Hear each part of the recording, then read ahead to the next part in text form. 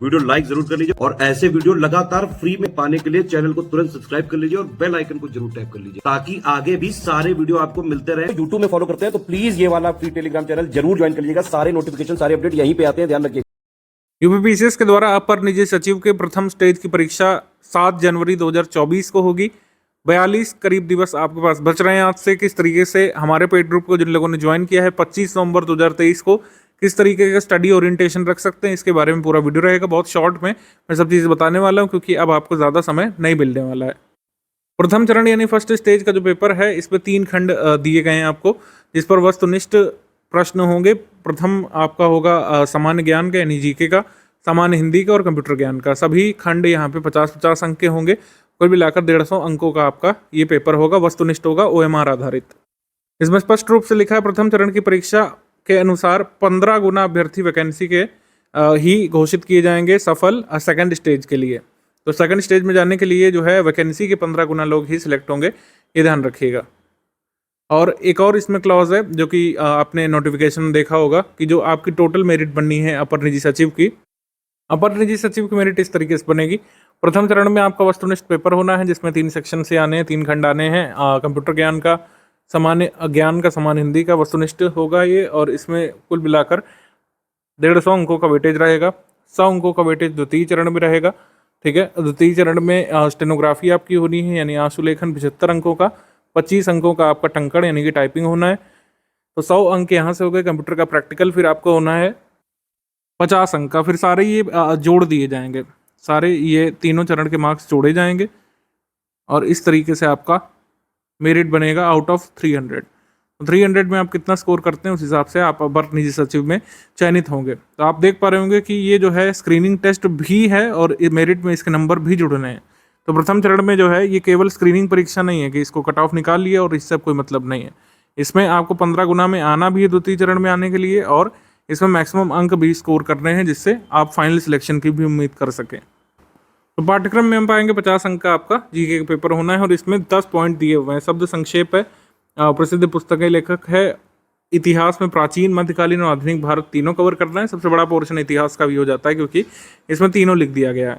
फिर यहाँ पे विज्ञान है, फिर भूगोल है आपका, भारत का संविधान है, खेल जगत है, महत्वपूर्ण नगर स्मारक इमारतें हैं भारत और उत्तर प्रदेश के संदर्भ में, फिर महत्वपूर्ण राष्ट्रीय और अंतर्राष्ट्रीय घटनाएं यानी करंट अफेयर, और अंक गणित इसमें कक्षा 8 स्तर का आएगा।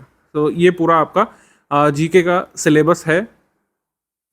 खंड भी में बदलाव किया गया। 2013 में जो पेपर हुआ था उसमें वस्तुनिष्ठ नहीं होता था, सामान्य हिंदी उसमें होता था लिखित। ठीक है, तो इसमें क्या है, इसमें 7 चीज़ें लिख करके आई हैं, बल्कि हम 8 मान सकते हैं क्योंकि यहाँ पर देखेंगे पर्यायवाची विलोम 7वें 6ठे पॉइंट में लिखा हुआ है, लेकिन है दोनों अलग अलग चैप्टर्स। तो इसमें 50 अंकों में अपठित गद्यांश, प्रश्नोत्तर और अपठित गद्यांश का शीर्षक पूछा जाएगा। पत्र और कार्यालयीन विभिन्न आलेखन यानी कि पत्राचार वगैरह से यहाँ पे प्रश्न होंगे, जैसे UPSSC आपने देखा होगा कई बार पूछ लेता है अपने अलग अलग एग्जाम्स में पत्र लेखन से वस्तुनिष्ठ सवाल। फिर आपका मुहावरा, लोकोक्तियाँ, उनका प्रयोग है, अनेक शब्दों के लिए एक शब्द है, वाक्यों का शुद्धिकरण है। अब देखिए यहाँ पे भी कैच है कि शुद्धिकरण की वर्तनी ही यहाँ पे गलत है। शुद्धिकरण जो है इस तरीके से हम लोग लिखते हैं। पर्यायवाची विलोम इसमें होंगे प्रश्न और शब्दों के अर्थ हिंदी से अंग्रेजी, अंग्रेजी से हिंदी, कक्षा 10 स्तरीय तक इसमें वस्तुनिष्ठ प्रश्न होंगे। तो अगेन इसमें हमने देखा कि जो पॉपुलर चैप्टर्स हैं यूपीपीसीएस जो पूछता है अपने वस्तुनिष्ठ हिंदी में वो है, और जो पत्र और कार्यालयीन विभिन्न आलेखन पहली बार किसी यूपीपीसीएस के एग्जाम में वस्तुनिष्ठ पूछा जाएगा। खंड सी बिल्कुल नया है, कंप्यूटर ज्ञान पर आधारित यहाँ पे होगा और पूरा सिलेबस इंग्लिश माध्यम में लिख करके दिया गया है। हालांकि परीक्षा में आपको हिंदी माध्यम में भी प्रश्नों के उत्तर चुनने का मौका जरूर मिलेगा, तो इसमें बेफिक्र रहिए। कंप्यूटर के क्वेश्चन सिर्फ इंग्लिश में नहीं छप करके आएंगे, ये कई लोगों ने पूछा था। मेरा विचार है कि जरूर हिंदी ट्रांसलेशन भी उपलब्ध होगा। हालांकि कंप्यूटर जो सब्जेक्ट है वो पढ़ने में आसान इंग्लिश माध्यम में रहता है क्योंकि पूरा विंडोज़ मेजर जो है इंग्लिश में ही डिज़ाइन नेटिवली किया जाता है। तो इस पर लिखा है basic knowledge of working on Windows system platform. तो पहला पॉइंट कह रहा है basic knowledge on working of Windows system platform. Working knowledge का मतलब हो गया यहाँ पे प्रैक्टिकल बातें आपको पता होनी चाहिए, कैसे ऑन होता है, ऑन होने के बाद क्या होता है, बायो सेटअप क्या होता है, होम स्क्रीन क्या होता है, टास्क बार क्या होता है, कहाँ सेट कर सकते हैं, कहाँ से हाइड कर सकते हैं, कैसे जो है आइकन आप पिन कर सकते हैं, बहुत सारी बेसिक चीज़ें जो आपने विंडोज सिस्टम में काम करते हुए सीखी होंगी। अब विंडोज सिस्टम में आप आ गए, उसमें फिर बहुत सारे ऐप हम लोग यूज़ करते हैं, जैसे कि माइक्रोसॉफ्ट वर्ड है, एक्सेल है, पावर पॉइंट है। तो ये कैसे यूज़ होते हैं, इनकी क्या क्या बारीकियाँ होती हैं, इससे प्रश्न। फिर हम वर्ल्ड वाइड वेब यानी इंटरनेट का जो यूज़ करते हैं, इंटरनेट से ही आप जुड़े हुए, इंटरनेट से मेरा वीडियो देख रहे होंगे, ठीक है। तो इंटरनेट का यूज़ करते हुए हमें आना चाहिए रेलवे एयर रिजर्वेशन करना, हमको सर्च इंजन का यूज़ करना आना चाहिए, जैसे विकिपीडिया हो गया, गूगल हो गया, इनकी क्या बारीकियाँ होती हैं, ये सब, ठीक है। Working knowledge of emailing, email का हम इस्तेमाल कैसे करेंगे, सेंड करना ईमेल, अटैचमेंट के साथ सेंड करना, ईमेल को रीड करना, सेव करना, प्रिंट करना, एड्रेस बुक कैसे मेंटेन हम लोग कर सकते हैं। Working knowledge of preparation of presentation, presentation कैसे बना सकते हैं, क्योंकि प्रेजेंटेशन बनाना प्रैक्टिकल में भी आएगा आपका तृतीय चरण में। तो पावर पॉइंट PDF में, और कैसे हम लोग डिफरेंट स्टाइल और एनिमेशन का प्रयोग कर सकते हैं, ये सब। अब ये पूरा जो है वर्किंग नॉलेज पे आधारित है, लेकिन प्रथम चरण में OMR बेस्ड पेपर होना है, तो इसमें प्रश्न आपसे पूछे जाएंगे। प्रश्न वर्किंग नॉलेज से ही होंगे कि किस तरीके से स्टाइल लगाते हैं, स्टाइल कितने प्रकार के होते हैं, ये एक प्रश्न हो गया, या आ सकता है एग्जाम में। एनिमेशन कितने प्रकार के होते हैं, एनिमेशन जो है ये किस विंडो में आपको मिलता है, कहाँ पे जाना पड़ता है, कोई इसका क्या शॉर्टकट की है किसी भी प्रोग्राम का, तो ये सब चीज़ें आपको एग्जाम में आएंगी।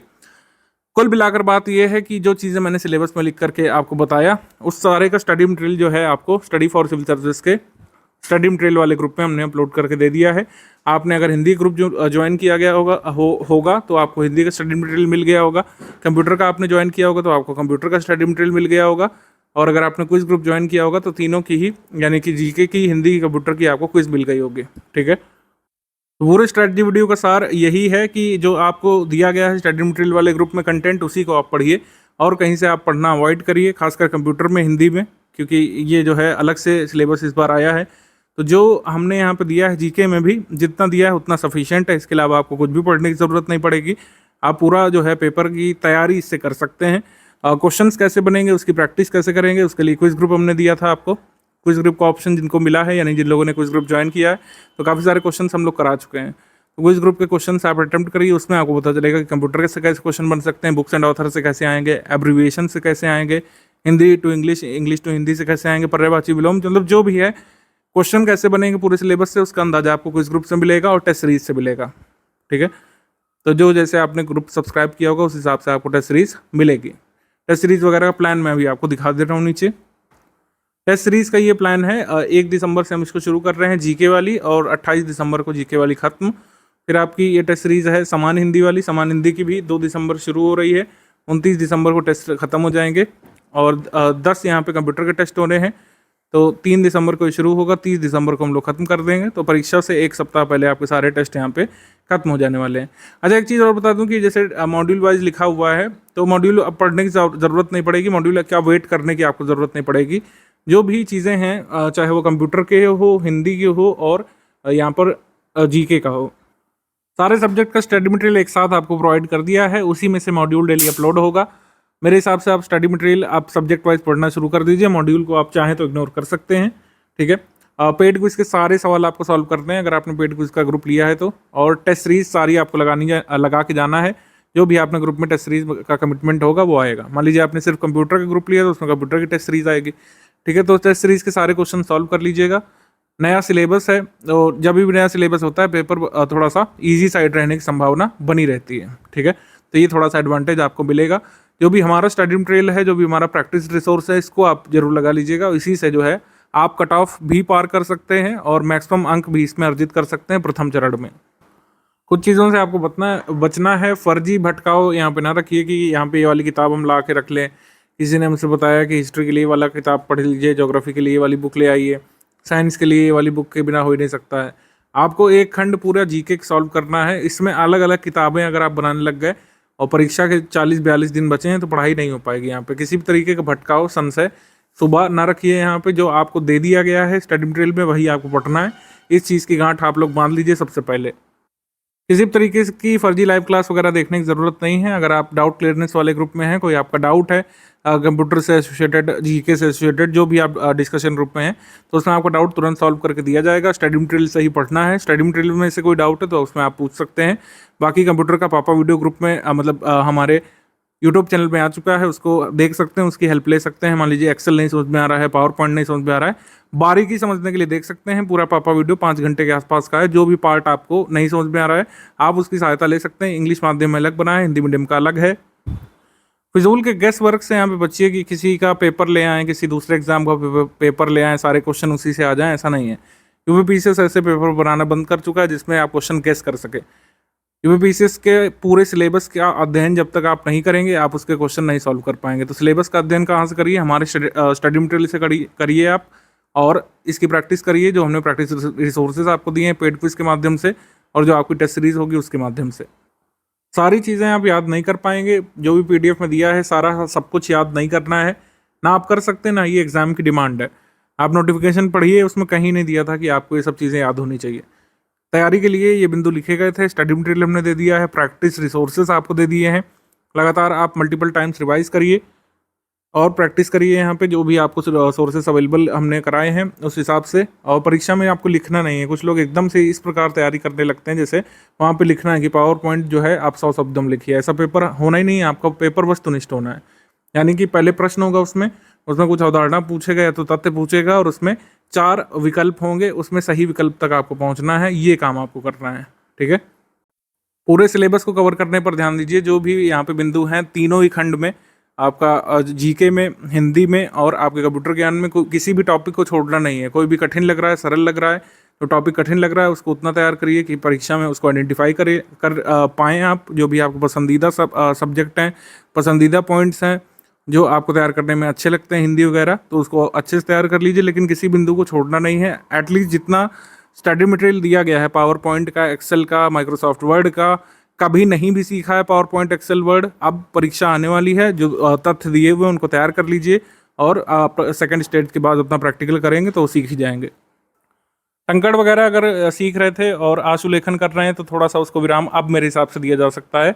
अब यहाँ पर समय है अच्छे तरीके से फर्स्ट स्टेज को पार करने का, क्योंकि फर्स्ट स्टेज मैंने पहले ही आपको बताया इसीलिए कि ये स्क्रीनिंग परीक्षा नहीं है। 15 गुना लोग लिए जरूर जाएंगे इसी के आधार पर, लेकिन फाइनल मेरिट में भी इसके 150 अंक जोड़े जाएंगे जो आपको वस्तुनिष्ठ होना है, ठीक है। जो 150 अंक जो है टोटल 300 में से जो मेरिट बननी है वो फर्स्ट स्टेज के ही है। तो टंकड़ आशुलेखन की तैयारी के लिए मेरे हिसाब से इतना पर्याप्त समय रिवाइज करने के लिए आपको मिल जाएगा। अपनी स्किल को मतलब दोबारा ब्रश अप करने के लिए प्रीलिम्स के बाद इतना समय तो निश्चित तौर पर मिल जाना चाहिए। लेकिन अब यहाँ पर आपको फोकस करना है प्रथम स्टेज में कट ऑफ क्लियर करने पर और अच्छे अंक स्कोर करने पर।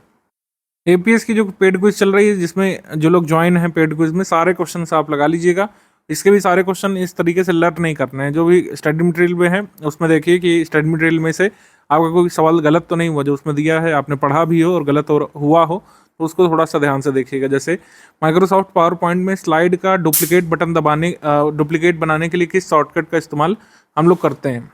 जैसे मान लीजिए मैं डी चुनता हूँ तो ये आपका सही हो गया। तो हमारा सही उत्तर क्या है? Control D. तो मतलब डुप्लीकेट स्लाइड बनाने के लिए कंट्रोल डी का प्रयोग करते हैं, ये बस आपको याद रख लेना है, ठीक है। माइक्रोसॉफ्ट पावर पॉइंट को बंद करने के लिए किस सॉफ्टकट का यूज़ हम लोग करते हैं? तो जैसे मान लीजिए हम ये चुनते हैं तो ये हमारा सही हो गया, कंट्रोल+Q। माइक्रोसॉफ्ट पावर पॉइंट में स्लाइड शो शुरू करने के लिए कौन सा हम लोग शॉर्टकट कुंजी चुनते हैं? तो जैसे मान लीजिए F4 मैंने चुना जो कि गलत है, तो F5 आपको ध्यान रखना है। स्लाइड शो के लिए क्या है? शॉर्टकट की F5 है। MS वर्ड 2010 में मौजूद व्यू ऑप्शन में कुल संख्या कितनी होती है? तो कुल ऑप्शन में कुल संख्या होती है 5। MS पावर पॉइंट का प्रेजेंटेशन का डिफ़ॉल्ट व्यू क्या होता है? तो डिफ़ॉल्ट व्यू होता है क्या? नॉर्मल होता है। MS पावर पॉइंट का फाइल एक्सटेंशन क्या होता है? तो होता है PPT, ये तो सभी को पता होगा। और निम्नलिखित में से कौन सा पावर पॉइंट का व्यू नहीं है? आपको व्यू पता होना चाहिए, तो सब ने आपको स्टडी मटेरियल में दिया है। बाकी सारे ही सब्जेक्ट के क्वेश्चन अपलोडेड हैं, करंट अफेयर के हों, जीके के क्वेश्चन हों। इसमें जो करंट अफेयर के क्वेश्चंस हैं और जितने भी हिस्ट्री ज्योग्राफी के भी क्वेश्चंस हैं, इसमें हिंदी के क्वेश्चंस हैं, हिंदी के जितने भी टॉपिक्स दिए हुए हैं उनसे संबंधित प्रश्न हैं। तो इस तरीके से पूरा आप इसको सॉल्व करिए। कई सारे क्वेश्चन तो डायरेक्टली यहाँ से आपको देखने को मिल जाएंगे, ठीक है। तो इसी नोट के साथ मैं ख़त्म करता हूँ। आप कम से कम अपनी स्टडीज़ को 5 घंटे मिनिमम ले आइए, 6 घंटे तक ले जा सकते हैं तो बहुत अच्छा रहेगा। तो सारा स्टडी मटेरियल आप लोग मल्टीपल टाइम्स रिवाइज भी कर लेंगे और सारे पेड क्विज के क्वेश्चंस भी सॉल्व कर लेंगे, अपनी टेस्ट सीरीज भी लगा लेंगे अगले 40 दिवस में, और अच्छे से अच्छे अंक ला सकते हैं। कट ऑफ तो उसी में निकल ही जाएगा आपका प्रथम चरण का, ठीक है। तो अच्छे अंक स्कोर करने वाली तैयारी के लिए 5-6 घंटे आपको अब से देना शुरू कर देना चाहिए। और सेकंड स्टेज की जो तैयारी है टंकड़ की, उसको थोड़े दिन के लिए अब मेरे हिसाब से आप हॉल्ट कर सकते हैं।